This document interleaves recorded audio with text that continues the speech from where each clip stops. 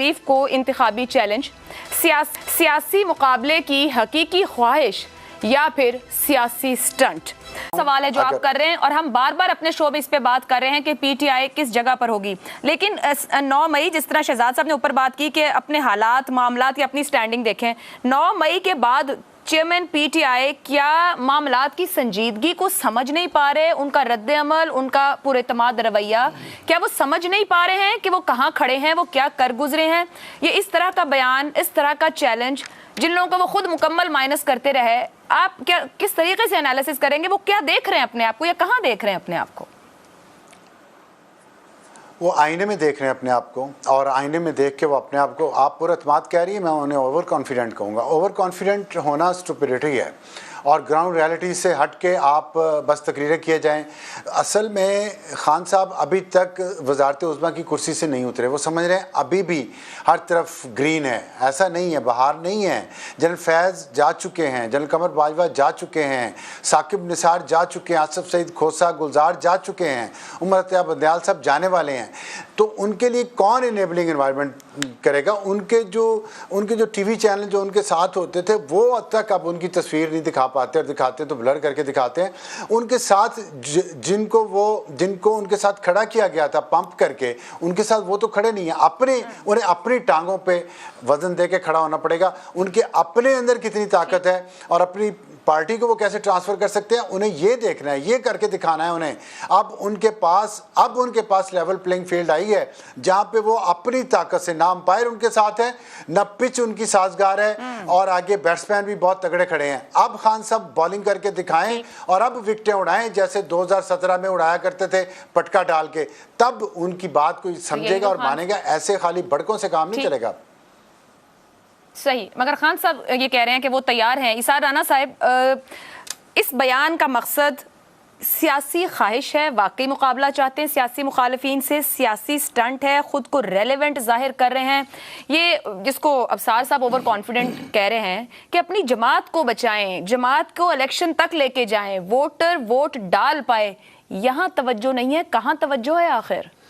लेकिन जब मारकतुल आरा फिल्म मुग़ल आज़म की शूटिंग मुकम्मल हुई थी ना, तो दिलीप साहब को माहिर नफ्सियात से कंसल्ट करना पड़ा था, क्योंकि वो खुद को सचमुच का शहजादा सलीम समझने लग गए। तो फिर वो आप अफसार साहब की बात से एग्री कर रहे हैं? मैं किसी हद तक उनकी बात से एग्री करता हूं। वो अपने आप को वजीर आजम समझ रहे हैं? वजीर आजम नहीं समझ रहे, तो वो ये जरूर समझ रहे हैं कि वो इस सियासी निज़ाम का कोई अहम तरीन हिस्सा है, आने वाले वजीर आजम समझ रहे हैं। ये तो वक्त बताएगा, लेकिन जो हालात हैं उसमें मुझे ऐसा लगता है कि खान साहब को भी इस बात का पता कि शायद वो इलेक्शन में हिस्सा ना ले सकें, और जब उन्हें ये पता है कासिम के अब्बू को कि मैं हिस्सा नहीं ले सकूंगा, तो फिर उनको ये वो समझते हैं कि मुझे जिंदा रहने के लिए कोई ना कोई ऐसा शोशा तो छोड़ना है। देख लेना, आज हमने पिक कर लिया उनका शोशे के लिए भी उन्होंने नवाज शरीफ का इंतखाब किया। डेफिनेटली अपने से बड़े को आप लटके ताकि आपका प्रोफाइल भी कहीं। नहीं, ये तो खैर मैं नहीं समझता कि अपने से बड़े को लटके। मैं नहीं ये कहता कि नवाज शरीफ साहब को उनसे बहुत बड़े हैं, लेकिन सियासी तौर पर ही मैं भी कह रहा हूँ। मैं ये समझता हूँ कि पाकिस्तान अंदर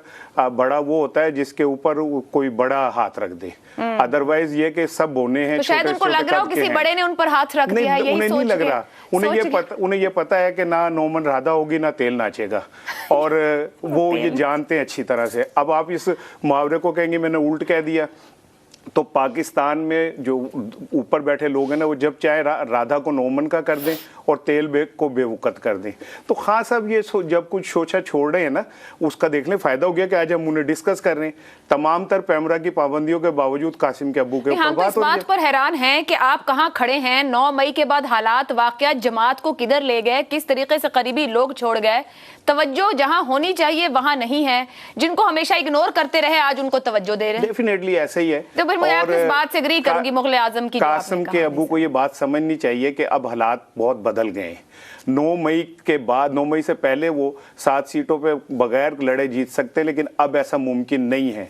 9 मई ने सारे मामलात और हालात जो है ना वो तब्दील कर दिए, और उन्हें इस हकीकत को समझना चाहिए। और मैं सना बुचर साहिबा की इस बात से बिल्कुल एग्री करता हूँ कि उन्हें बहादुरी के साथ अदालतों को फेस करना चाहिए, जैसे हमारे अजीम लीडर नवाज शरीफ कर रहे हैं। जैसे लंदन से बैठ के उन्होंने एक मिसाल कायम की है कायदाना सलाहियतों की, कि अदालतों को फेस करते हैं और 50 रुपए जैसी अजीम रकम के स्टाम्प के ऊपर वो मुल्क से बाहर चले गए और वहां बैठ के वो जो है कहते हैं मैं चौथी दफा आके इस मुल्क के अंदर दूध की नहरें बहा दूंगा।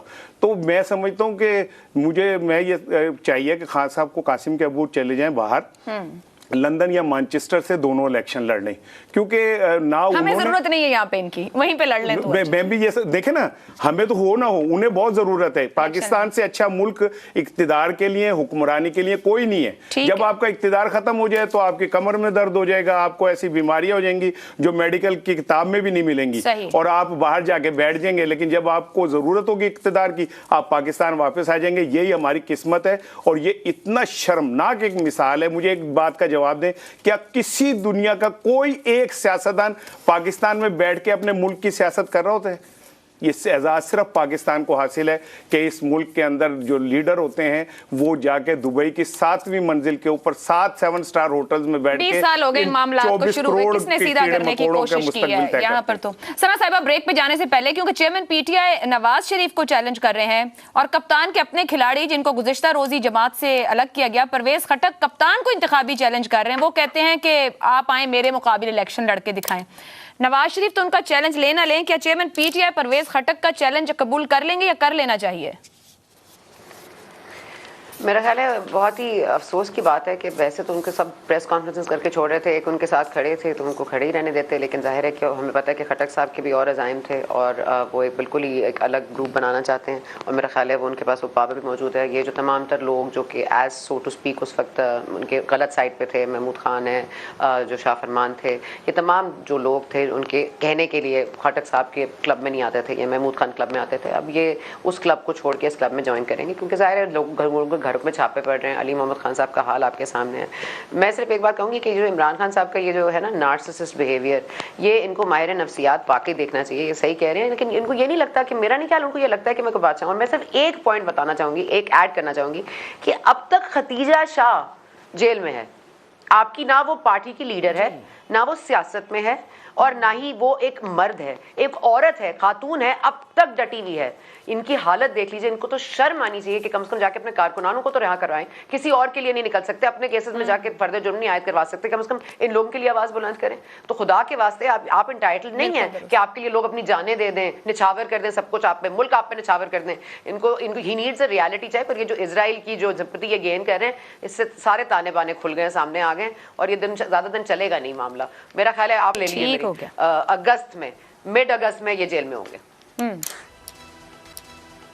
अच्छा, और मिड अगस्त में जेल में होंगे। देखते हैं कि इस बारे में क्या बनता है। लेकिन जो एक बात के खुद तवज्जो करें अपनी जमात पर, अपने लोगों पर, वो लोग जो लॉयल हैं और साथ खड़े हैं। आप बजाय अपने सियासी मुखालफिन को चैलेंज करें, आपकी जमात में साथ रहने वाले करीबी लोग आपको चैलेंज कर रहे हैं। एक ब्रेक लेते हैं, ब्रेक से वापस आएंगे तो बात करेंगे सिंध में निगरान हुकूमत बनाने के लिए होती तब्दीलियों पर, इस ब्रेक के बाद।